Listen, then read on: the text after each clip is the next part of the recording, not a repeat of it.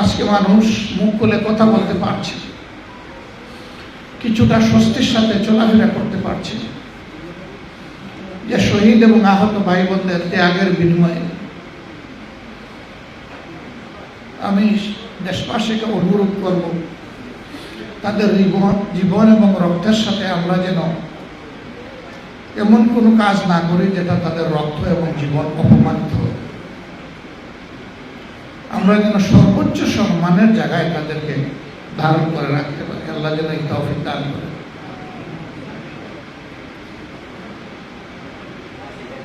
আমরা যে শহীদ স্মরণিকাটা প্রকাশ করেছি, এটা আপনাদের সহযোগিতার কারণেই সম্ভব হয়েছে।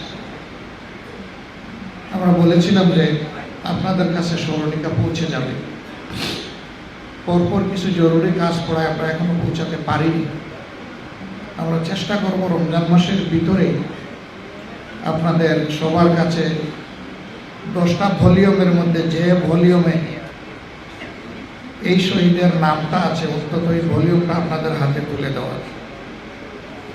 আর যদি আল্লাহ তৌফিক দেন তাহলে চেষ্টা করব 10টা ভলিউমই আপনাদের হাতে ক্রমান্বয়ে দিয়ে দেব। তাতে হয়তো এটাও আপনাদের জন্য স্মৃতির মণিকুঠায় একটা মিনার হয়ে থাকতে পারে।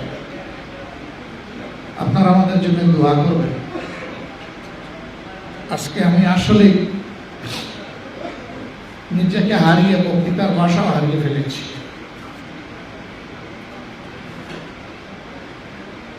আমরা সবাই মিলে যেহেতু আমরা ঘোষণা দিয়েছি যে আমরা একটা পরিবারভুক্ত,